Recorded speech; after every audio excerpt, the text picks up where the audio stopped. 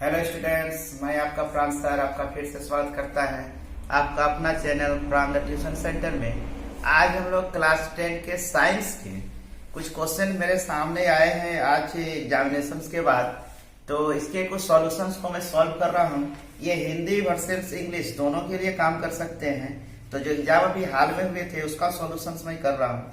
इसमें पहला क्वेश्चन था द लाइट रे ट्रेवल इन, सिंपल क्वेश्चन था कि लाइट रे ट्रेवल कर रहा है कौन सी दिशा में, प्रकाश की किरणें गमन करती है किसमें। तो ये इसका आंसर था फर्स्ट का, इन स्ट्रेट लाइन था इसका आंसर कि ये स्ट्रेट लाइन में प्रकाश क्या होती है, ट्रेवल करती है या सीधी रेखा में गमन करती है।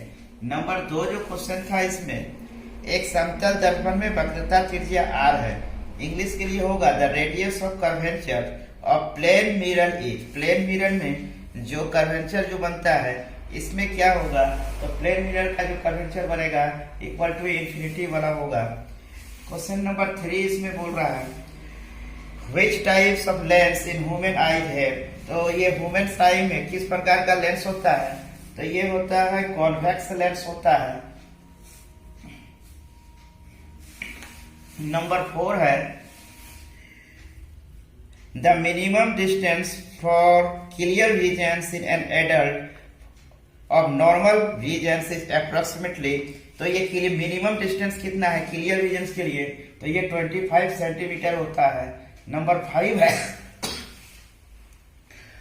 Myopia can be corrected by which lens. Myopia जो बीमारी है मतलब निकट दृष्टि दोष किस लेंस के द्वारा दूर होता है, तो ये अवतल लेंस मतलब कॉन्केव लेंस द्वारा ये इनका सॉल्यूशंस होगा। नंबर 6 बोल रहा है the white light contains how many colours. तो एक श्वेत प्रकाश कितने रंगों में होती है, तो ये 7 रंगों में विभक्त हो जाती है, बढ़ जाती है। क्वेश्चन नंबर 7 बोल रहा है the site of A bent pencil which is partially immersed in water is the result of.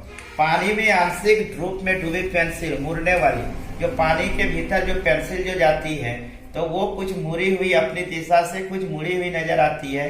तो ये किसके कारण होता है, तो ये रिफ्लेक्शन ऑफ लाइट है, रिफ्लेक्शन ऑफ लाइट होता है, इसका आंसर है हो जाएगा। क्वेश्चन नंबर 8 बोल रहा है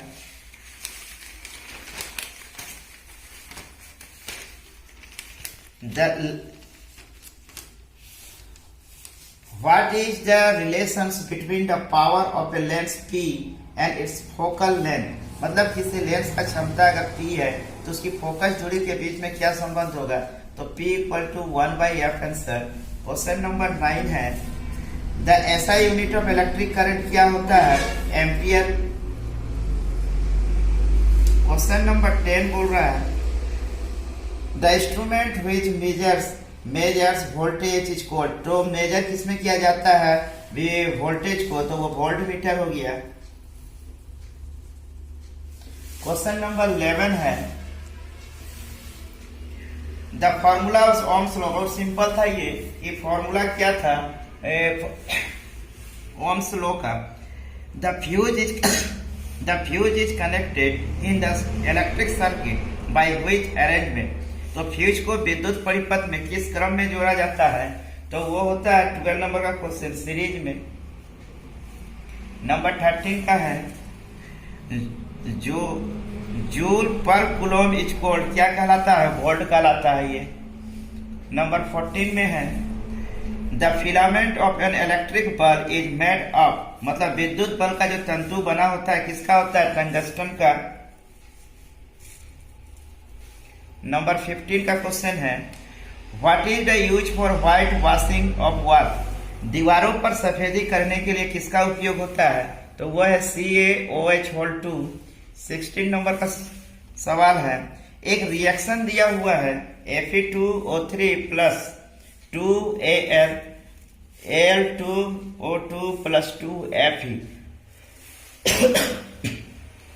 which kinds of reactions is। तो इसमें देख सकते हैं कि कौन सा रिएक्शन हो रहा है, तो इसमें हो रहा है रिप्लेसमेंट रिएक्शंस यानी विस्थापन रिएक्शन जिसको बोलते हैं, displacement reactions. Displacement reactions, replacement reactions भी इसको लिखा हुआ है ऑप्शन में, रिप्लेसमेंट रिएक्शन। नंबर 17 है काली चूना मतलब CaO पर जब जल डाला जाता है तब अभिक्रिया होती है। When the water is poured on quicklime CaO the reaction undergoes एक्सोथर्मी होगी, हीट कर जाएगी, ये एक्सोथर्मिक हो जाएगी इसकी आंसर। क्वेश्चन नंबर 18 बोल रहा है Which gas is filled into the packed in chips? Chips की थैली में कौन सी गैस भरी होती है? तो यह है नाइट्रोजन। क्वेश्चन नंबर 19 है Any solutions turn red litmus into blue. What is its probable pH? कोई विलयन लाल लिटमस को नीला कर देता है तो इसका pH संभवतः क्या होगा? तो ये 10 हो जाएगा इसका आंसर। क्वेश्चन नंबर 20 है Which among the following is a strong acid? इसमें कुछ दिया हुआ है कि पूछ रहा है इसमें से स्ट्रॉन्ग एसिड क्या है। HCl गिवन है, CH3COOH है, N2CO3 और SCN है। तो इसमें से पूछ रहा है ये चार ऑप्शन में से कौन सबसे स्ट्रॉन्ग एसिड है, तो HCl सबसे ज्यादा स्ट्रॉन्ग एसिड हो जाएगा। 21 का क्वेश्चन है the chemical formula of bleaching powder, bleaching powder का केमिकल फॉर्मूला पूछ रहा है तो ये इसका आंसर हो जाएगा CaOCl2। द केमिकल सब्सटेंस से used in surgery for broken bones is, अगर केमिकल सब्सटेंस कौन सा है जो सर्जरी के दौरान अगर हड्डियां टूट जाती है तो हम लोग उसका यूज करते हैं, तो वह है प्लास्टर ऑफ पेरिस। से हम लोग क्या करते हैं, बैंडेज कर देते हैं, प्लास्टर कर देते हैं, plaster of Paris. Question number 23 का हो जाएगा to make the hard water soft which sodium compound is use, कौन कठोर जल को मृदु करने के लिए किस सोडियम यौगिक का उपयोग करते हैं, तो वो है सोडियम कार्बोनेट डेकाहाइड्रेट, इसका आंसर हो जाएगा सोडियम कार्बोनेट डेकाहाइड्रेट। डेकाहाइड्रेट तांबा और जस्ता के मिश्र धातु को क्या कहते हैं, the alloy of copper and zinc, copper and zinc is called brass, ये हो जाएगा ब्रास। 25 का आंसर है which among the following is saturated hydrocarbon, option में प्रोपेन, इथेन, एसिटाइलिन और ब्यूटेन है तो इसका आंसर हो जाएगा प्रोपेन। 26 का आंसर है डायमंड एंड ग्रेफाइट है, डायमंड एंड ग्रेफाइट क्या है, ये एलाउस कार्बन है, मतलब कार्बन की अप्रूफ है ये सब। 27 के क्वेश्चन है इसेंशियल ऑफ ऑटोट्रॉफिक न्यूट्रिशंस, कौन सी जरूरत है, स्वपोषी पोषण के लिए कौन सी आवश्यक है। ऑप्शन में दिया हुआ था कार्बन डाइऑक्साइड एंड वाटर और दिया हुआ है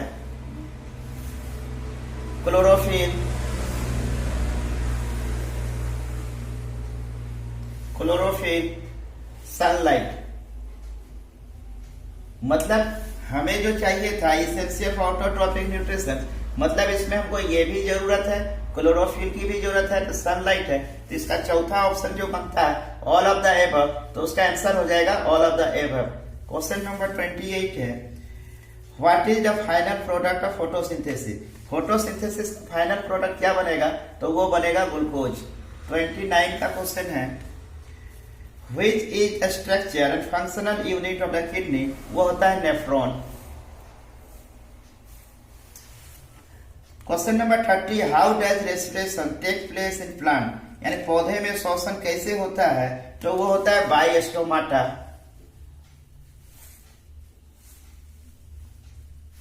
क्वेश्चन नंबर 31 है how many chamber are there in the human heart, तो ये सबको पता है कि 4 चेंबर होते हैं ह्यूमन हार्ट में। 32 है in plant the xylem is responsible for the transportation of which of the flowing, पौधे में जाइलम निम्नलिखित में से किसके परिवहन के लिए जिम्मेदार है, तो पानी, भोजन, एमिनो एसिड या ऑक्सीजन, मतलब water, food, amino acid and oxygen, तो ये हो जाएगा वाटर के लिए जाइलम क्या करता है, वाटर का ट्रांसपोर्टेशन करता है। Number 33 in which part of the plant the transpiration takes place, पौधे में वाष्पोत्सर्जन किस भाग में होता है, मतलब जो in which parts of transpiration takes place, तो वह लिप्स में होता है। ट्रांसपीरेशन किस में होगा, लिप्स में। 34 का सवाल है the replication of which is the prime event of reproduction, तो इसमें क्या हो जाएगा, डीएनए, मतलब हिंदी में कहे तो किसकी प्रतिकृति का बनना जनन की मूल घटना होती है, तो ये डीएनए की होती है। 35 नंबर का क्वेश्चन है the information of heredity is carried by, कौन आनुवंशिक गुणों का संदेश होता है, तो डीएनए मॉलिक्यूल्स होता है जो one generation to another generation carry कर लेता है इंफॉर्मेशन को। Not a part of the female reproductive system, इसमें कौन सा बोल रहा है कि रिप्रोडक्टिव सिस्टम नहीं है फीमेल का, तो ओवरीज, यूट्रस, फॉलोपियन ट्यूब है।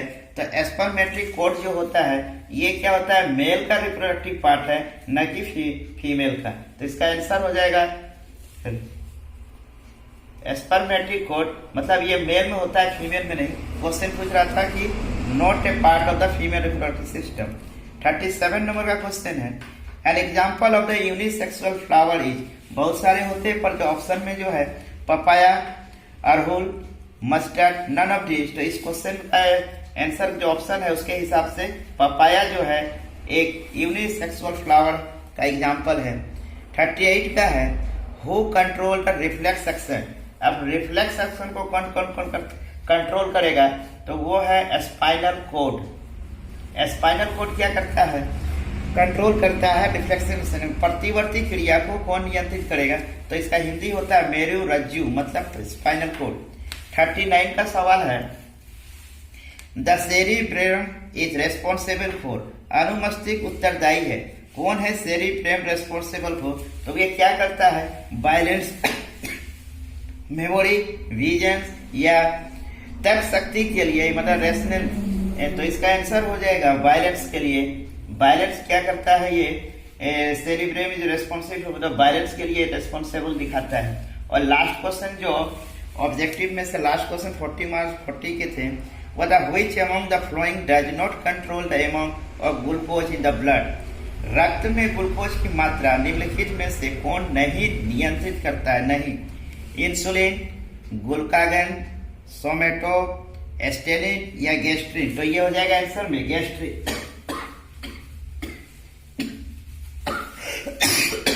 सॉरी बच्चों, तो ये पूरे सॉल्व हो गए क्वेश्चन। इसके बाद जैसा सब्जेक्टिव क्वेश्चन है उसको हम लोग बाद में डिस्कशन करेंगे। तो आप जिसको भी इसमें कुछ प्रॉब्लम होगा या समझ में नहीं आ रहा है तो हमें कमेंट बॉक्स में या कमेंट सेक्शन में कमेंट कर सकते हैं, हम उसको वहीं पे उनके जवाब दे देंगे। तब तक के लिए थैंक्स।